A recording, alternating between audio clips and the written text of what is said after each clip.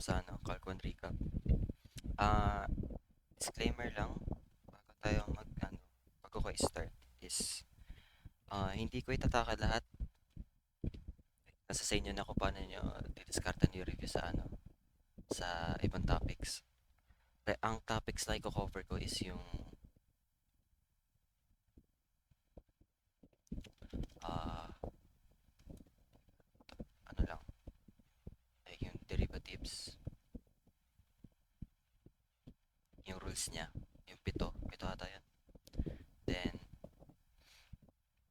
related rates.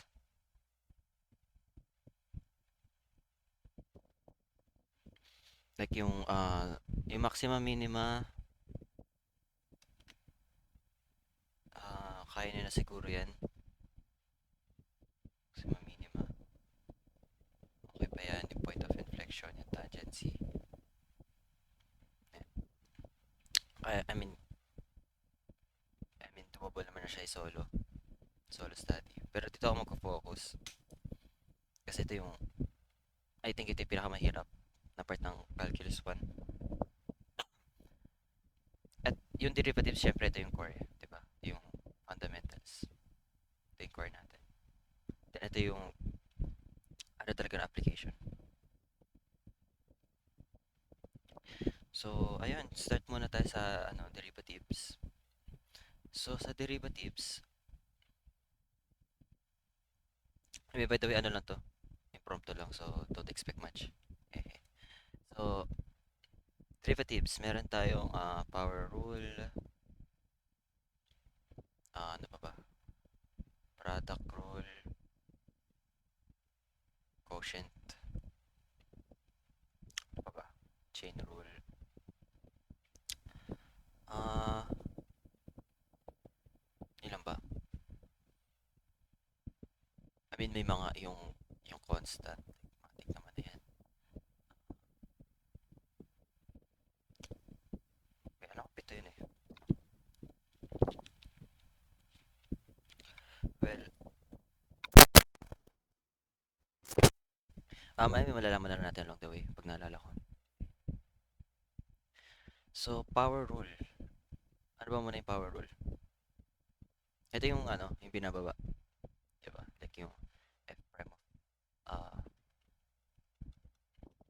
pag dinerive mo, kunwari x squared, ay, x, ano ko muna, notation ko muna. Diba ginagawa, binababa lang to. Tapos subtract. Bayan, then subtract. Isa. Yung power rule. Product rule. Ito yung pag may katabi.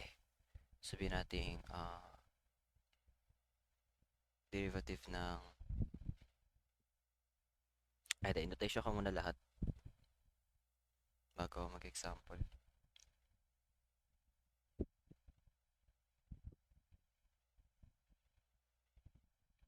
Yung product rule, derive mo si una, retain mo si pangalawa, plus retain mo si una, derive mo yung pangalawa. Ang yung product rule. Si quotient rule, ah, pwede natin gawing iset na yung u, fx, na nasa taas. Ito yung numerator, denominator. Ito yung vdu minus udv over v squared. Yung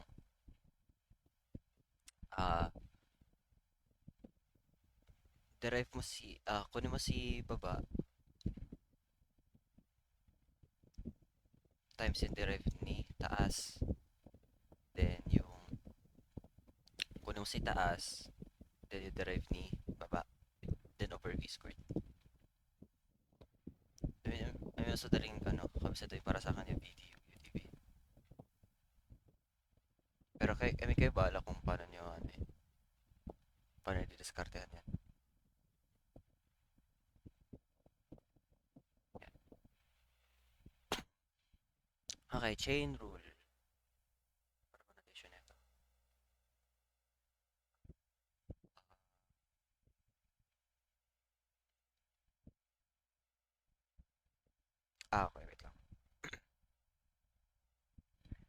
of g of x.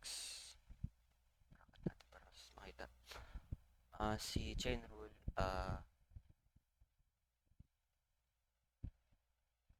okay. I-derive mo si labas, bale f prime g of x times derivative ni loob.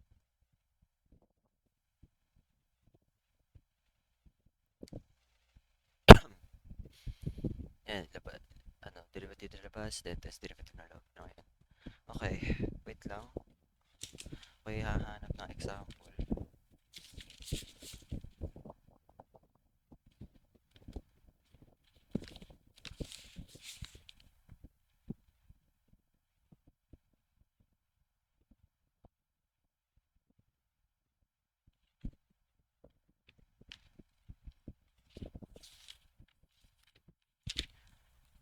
Okay, wait lang.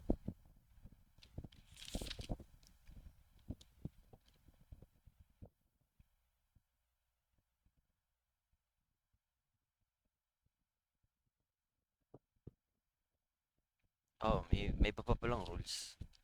Like yung, may bukod dun sa constant.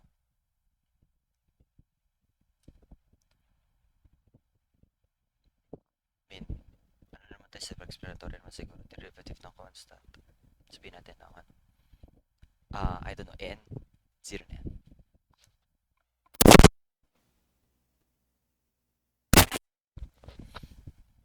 Then yung, sabihin natin may kadikits na ano, ah,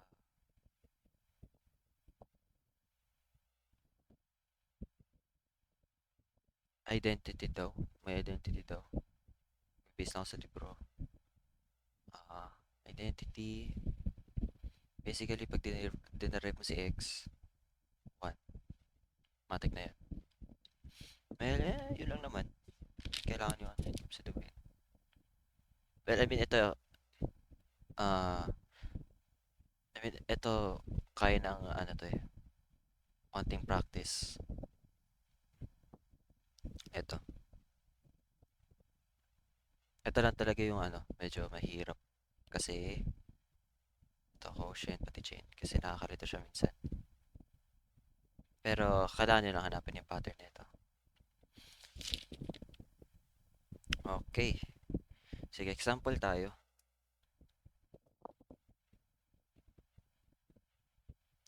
Sabihin natin, meron tayo, derive daw natin si square root ng 3x plus, simple ako.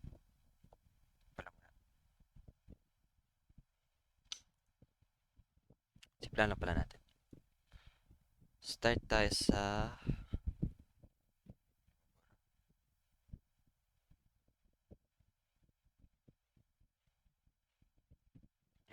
sa example ng power rule. Sabihin natin, x squared. So, pag ganito, may nakita lang kayo isang ano lang, isang term, tapos may exponent, magpa-power rule tayo. Kailan natin hindi gagamitin si power rule? Kapag may ganito, yan, hindi pwede si power rule.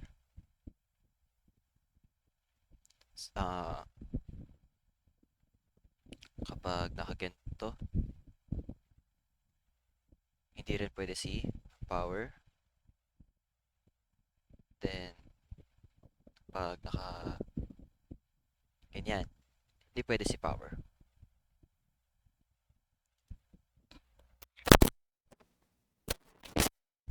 Yan. Magagamit lang natin si power rule kapag mag-isa lang to. Pag iisang term, then wala siyang ibang kasama kundi itong term lang na to, then exponent, sige go. Pero what if x plus 1? Sabihin natin x plus 1. Technically may exponent to eh, di ba? 1 yan. Pero may kasama siyang plus 1. So magpa-power ka pa rin ba? Pwede. Pwede mo i-power, pwede mong like i-isolate to. Like pwede mong gawin, i-derive mo muna si x. then plus derivative ni 1. Pwede yan. Ang sinasabi kong, check lang natin. Yan, pwede yan. Pwede yan. Ang sinasabi kong may kasama ay yung ganito. Ito. Ganito like na magkasama. Like sabihin natin. I mean, kahit ito, x squared times x plus 5. Di mo pwedeng gamitin ng power rule yan. Anything. Anything na, na may kadikit. Hindi mo pwedeng power rule. So, sabi sa power rule, yung n, ibababa. Itong 2. Bababa lang natin sa harap. So, magiging 2x. Then, itong exponent na binaba natin, ima-minus natin sa 1. So, kapag dinerive natin si x squared, dapat, ang sagot ay 2x. So, sige ha, isa pang example din, product rule. Ito ay x raised to 1/3. Yan. So, gagawin lang ulit. Kapag, tatanungin ko muna sarili ko, may kadikit pa tong naka-multiply, naka-divide. Wala naman, mag-isa lang siya. So, pwede tayo mag-power rule. Pag pinower rule natin, ito 1/3, ilapag ko sa baba, 1/3 x. Then, itong 1/3 na to, susubtract ko by 1, which is negative 2/3. Okay. One thing din na para mabilis yung makuha to, para di na kayo ma-stress, gawin nyo lang, itong ilalim na to, pa 1/3 minus 1 yan. Ginagawa ko na lang itong 3, susubtract ko dun sa taas. Kumbaga,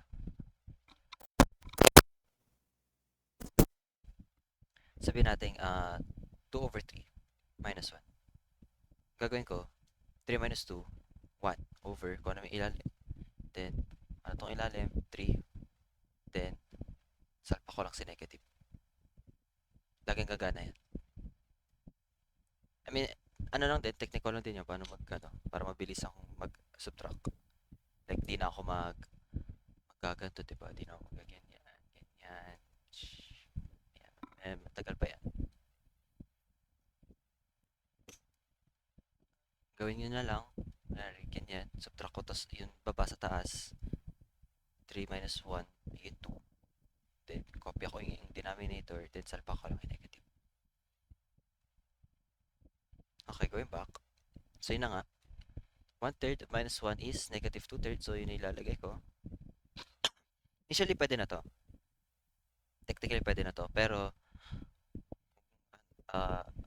kung required i-simplify, ang gagawin, since negative to, etong x na to, itong x na part is ilalagay ko sa denominator, sa ilalim. So, may 1/3 x raised to 2/3. Yan ay sagot. Okay, so ulitin ko lang. First step, identify mo muna kung pwedeng i-power rule. The next is, pag na-identify mo na, kung pwede, sa exponent, lapag lang sa harap. Lapag lang yan. Sulat natin. Yan. First step, identify kung pwede power rule. Pwede naman. Then, pag na-identify is, identify sa exponent, ilapag sa harapan ng x. Or kung naman variable yan. So, lapag natin si n sa harap ng x. Then, kunin natin yung same exponent, minus 1. Yan ay power rule.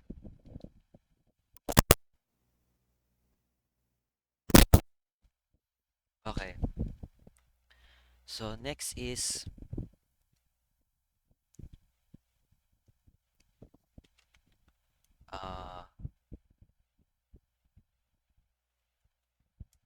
product rule. Okay.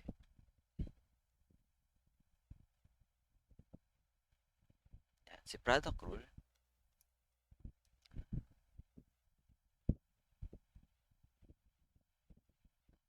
gagawin lang natin dyan. Di ba nakalagay, ang nakalagay sa notation natin is, wait, ayun, mag-scroll. Is, dire, uh, dire mo si una, retain si pangalawa, then retain si una, derive si pangalawa. Lagyan niyo yung pattern na I guess gumana sa akin. So, example tayo. Sabihin natin, ito yung x plus 1 times x plus 2. Okay, ipapakita ko kung paano ako gagawin tong product rule. Then, papakita ko yung technique ko para mas mabilis yung isolve to without using the product rule.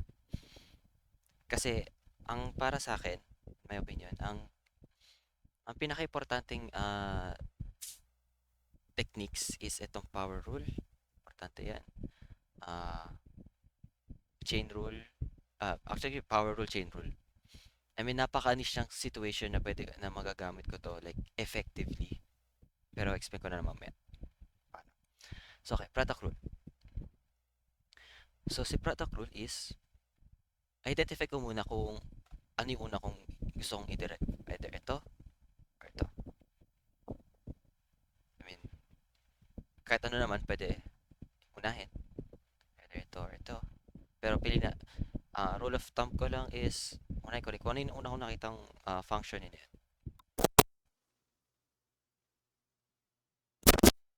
Okay. Then yung pangalawa, yan. Okay. Sabi sa product rule is, i-derive ko to si una.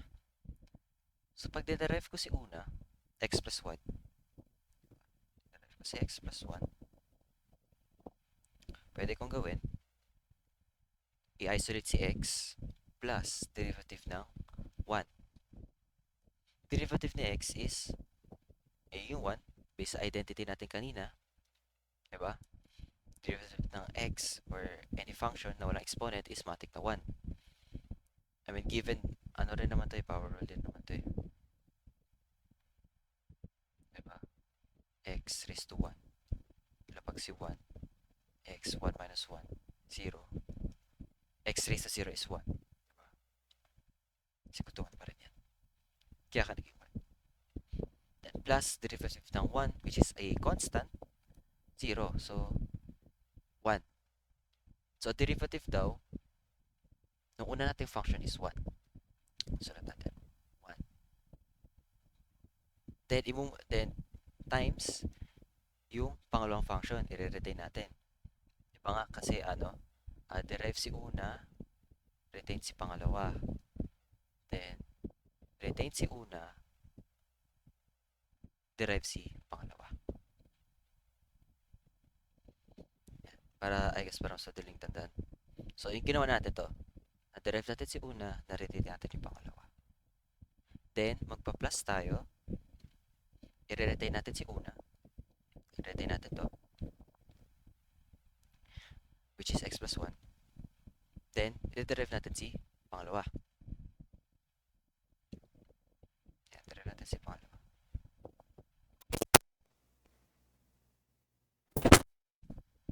Pero kung makikita nyo, parang similar lang din sila, di ba? Kasi pares lang naman x eh. X plus 1. Pinakaiba lang nila. Yung may plus 1, yung isa may plus 2. Di ba? May pares. Pakita ko lang natin. Derivative na x is 1 plus derivative na 2, 0. 1 pa rin. Times 1. Yan. Na-derive na natin yung pangalawa. Then last step is simplify. So 1 times x plus 2 is still x plus 2. Then x plus 1 times 1 is still x plus 1. Then combine like terms, itong x. Pares yan, x plus x is 2x. Then 2 plus 1 is 3. So yun yun. Yung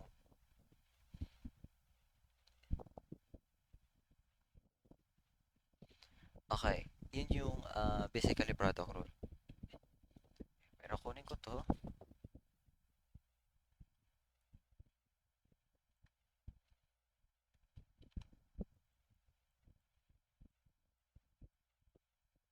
Ayan, kunin ko yan. Ayan, over dx. Ang ang ginagawa ko usually is fina-full method ko to. Explain ko na yung technique ko kung bakit ko ginagawa to. Ginagawa ko to para ang mangyari, di na ako stress kung ano yung pipiliin ko. Kasi, okay, medyo bad example to kasi, I mean, madali lang i-product rule to eh. Pero kinasanayan ko na, okay, i-full method ko muna to, then, tsaka ako magpa-power rule. Kasi, may mga instances na, okay, may ganito, x plus, ay, sabihin natin, x squared plus 5x plus 2 times eto. Like, I mean, yes, mahirap tong i-foil agad. Pero, niisip ko, okay, pag final ko agad yan, ano na lang ako, puro na lang ako power rule after. Kapag ginawa ko pa to, itong ano ng product rule, mauwiwintang pa ako pag sa simplification na part. Dito na ako mababaliw. Kasi ang dami beses pa akong foil. Kitang-kita pa lang. So, sige, prove muna natin na same power, product rule. So, sabihin natin ito yung una kong function, ito yung pangalawa. Wherever dx is equal to, okay. Ano, ano derive si una, retain si pangalawa, then retain si una, then derive si pangalawa. Okay, derive si una. Anong derivative nito? Pag derive ko, pwede kong gawin na, ay, actually para mas, para di kayo mahilo. Pag may plus or minus, pwede yung i-segment yan. Then derive na isa-isa, para di na kayo magkaganto. Yung ginagawa ko kanina long, habang ganito. Ito na lang gawin nyo. Hatiin nyo, then derive. So, ang gagawin is, derive ko si x squared, magiging 2x. Kaya natin ulit. 2x, derive ko si 5x, magiging 5. Derive ko si 2, 0, kasi constant. Okay. Okay, derive ko na rin itong pangalawa, para din ako mahirapan. Okay, pag dinerive ko yung pangalawa, derive ko si x squared, magiging 2x, 4, 0. So, yun yun. So, yung derive ni una, itong 2x plus 5, times retain itong pangalawa, which is x squared plus 4. Plus, retain ni una na x squared plus 5x plus 2 times derive ni pangalawa, 2x. Okay.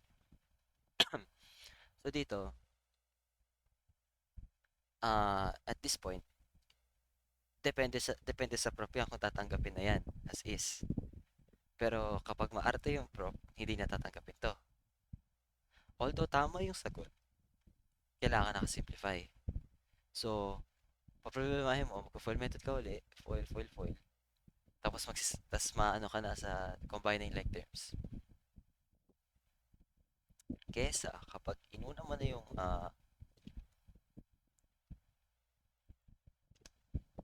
kapag inuna mo na yung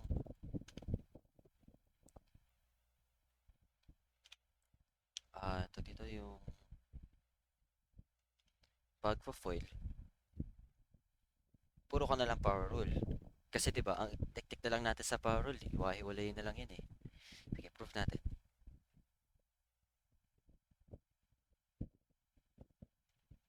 Yeah. Ito yung x squared plus 5x plus 2 times x squared plus 4. Just bear with me for a second here. Okay. Gagawin natin para mag-foil. Una, yan, ganyan. Then pangalawa to, yung 5x. Then lastly, ito. So, yung outline muna nung kay white, meron tayong x squared times x squared, magiging x raised to 4. x squared times 4 is magiging 4x squared. Then, yung trail naman ng pink, 5x times x squared magiging 5x cubed. 5x times 4 magiging 20x.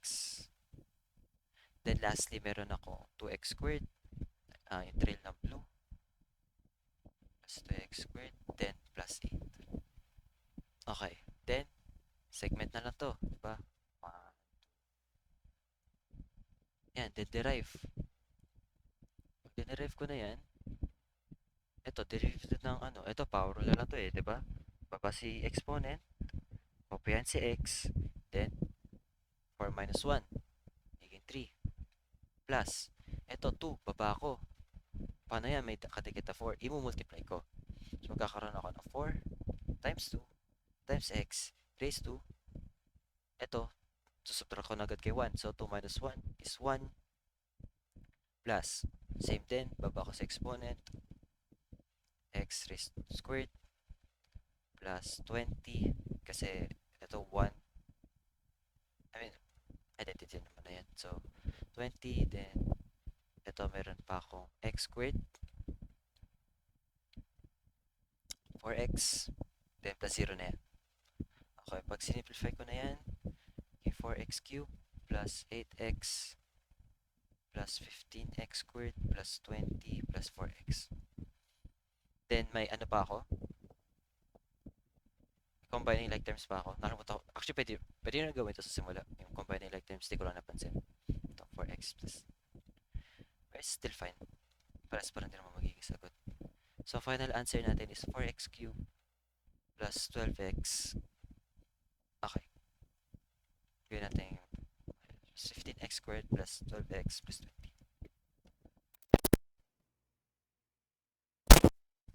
So, yun yung sagot natin. Sige. Ilan lines lang to? Bilangan natin. 1, 2, 3, 4, 5. 5 lines. Dito, nakailan na tayo? I guess 1 pa lang to.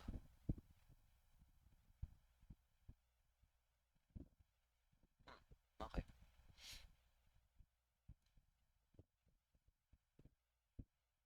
Kapag final ko to,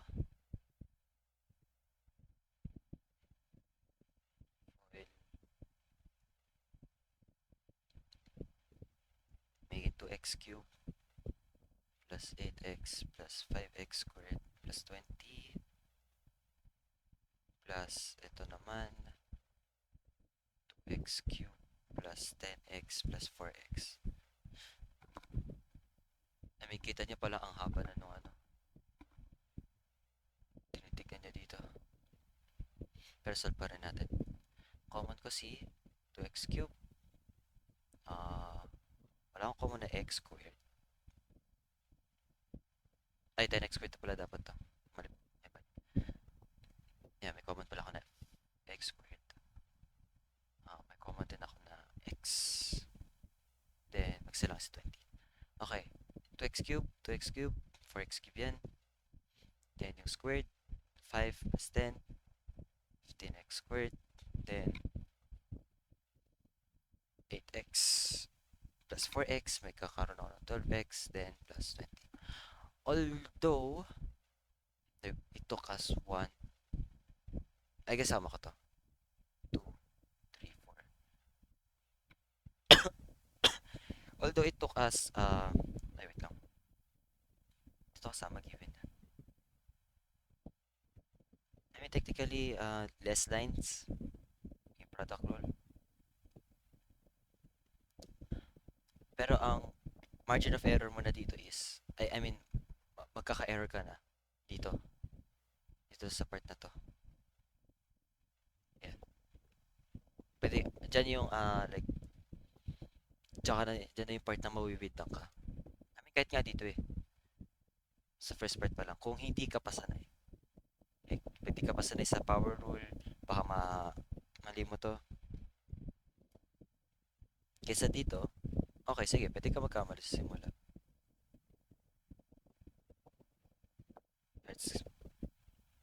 ano lang din naman 'to, eh. Like I guess ito yung mas mahirap, quote unquote, mas mahirap. Mas mahirap ah, imali. Mas mahirap maliin. Kaysa dito sa pag first step mo na derive. I mean, pinadali ko na nga yung ano eh, like paano mag-solve ng product. Like, dinerive ko na muna agad. Then, kinuha ko na tong ano, yung derive muna, retain, derive, then retain, derive. Pero, abot ka, dito ko pa magkakamali. Pero, choose your poison. Kung paano ni, yung atake niya dito. Valid naman to, tinatanggap naman to. Solution na to. Tatanggapin din itong solution na to. Like, hindi porket na nakakita kayo ng gantong example, is, ay, dapat product rule yan. You could explore, like, more ways para mapadali buhay nyo. Pero kung, I mean, syempre, time pressure, wala ka ng panahon mag-isip ng ganyan, it's fine. Pero kasi may mga instances na, uh, on paper, eto, sige, automatic na product rule to eh, di ba? First glance. Pero then, nag-stumble ka along the way na, okay, na-stuck na ako. Like, na-stuck ka sa part na to. Anong gagawin ko? Diba? May mga instances tayo na hindi mo may iwasan yan. So, like, before you approach a problem, like, tignan mo muna kung, okay, kapag din, okay, pag dinerive ko to, ano, mas, paano ba natin pasimplihin? Ah, I guess pwede, one thing din, like, pwede mo rin tignan is, okay, ilan yung terms na nakikita ko dito? Dalawa, x plus 1. X tsaka 1 lang. Ilan terms yung nakikita ko dito? Dalawa lang rin. So, okay, pwede ako mag-product rule. Kasi, ang mangyayari dyan is, ah, hindi ako magkakaroon ng, ano, complicated na foils. Tulad nito. Like, sabihin natin, example tayo. X squared plus 1 times x plus 5. Yan. Para sila ng terms. Derive natin as usual. Ito yung una, ito yung pangalawa. Dinerive ko to. Mahigin to x. Ito mahigin 1. Okay, derive si una. Okay, derive si una. Retain si pangalawa. Retain si una. Derive si pangalawa. Yan. Derive si una mahigin to x times retain yung pangalawa, x plus 5 plus retain si una, x squared plus 1 times derive si pangalawa times 1. Okay, hindi ako nagkakaroon ng uh, complicated na foils. So, pwede ko lang i-distribute yan. Distribute. Like, eto distribute. Sige, distribute mo na rin. Then, okay na ako. Madali na lang ako mag-simplify. Kaysa dito, eto example natin nung una, magpo-foil pa uli ako. I mean, well, I guess depende pa rin sa strategy nyo. Pero I'm presenting like, ano, mga techniques ko rin. Paano ko ina-approach yung problem. Sana makatulong. Pero one thing lang din. Okay. Ito first glance. Ano na to eh. I guess pwede nyo rin na may product rule na rin. Just suggesting lang din naman. Okay, ano tayo sa product rule? Quotient rule. Okay, by the way, ito yung pinakaayaw ko. Pero, let's try. Product rule.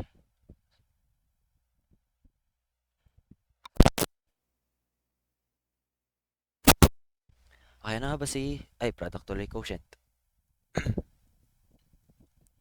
So, si quotient yung infamous na VDU minus UDV V squared. So, sabihin natin meron tayong aha, ano pa? Ah,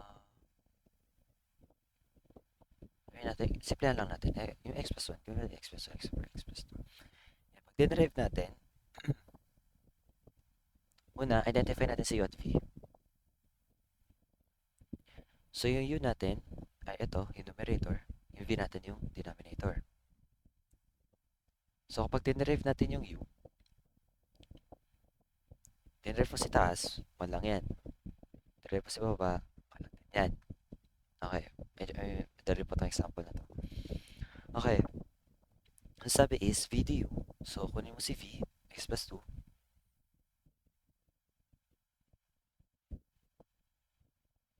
Then, kunin si du. Pagtikitin mo daw. Kakaroon ako ng x plus 2 times 1 minus.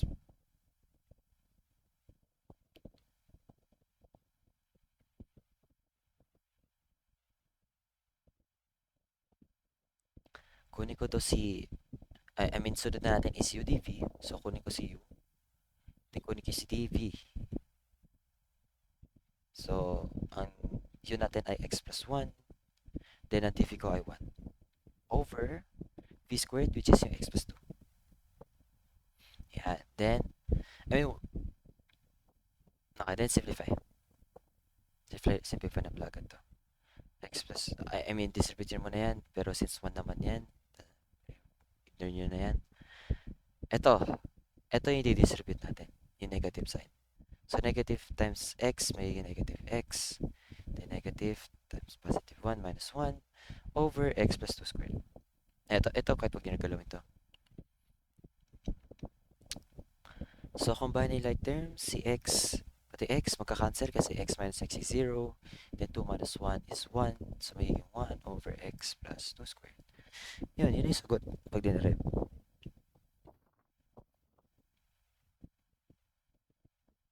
So, I mean, kung nalilito pa kayo sa quotient rule, ang ginagawa ko is, gagawin ko siyang product rule. Paano? Sige, kunin natin si x plus 1 times x plus 2. Ay, wait, ano na pala to? Mag-i-involve ng chain rule, so I guess wag muna. Dito ko muna puputulin. Susunod na yung example ng quotient rule, then chain rule, then example ng quotient rule, then diretso na ako chain rule, then iba pang pag-derive. So, susunod ko lang yung part 2. Part 2 is quotient, chain, then yung log ln, pati yung e. So, ano yan? Try ko. Then, yun na muna. Ay, pasensya sa boses ko. Like, ang pangit ng boses ko ngayon. Pero sana naintindihan nyo. Thank you. Bye-bye.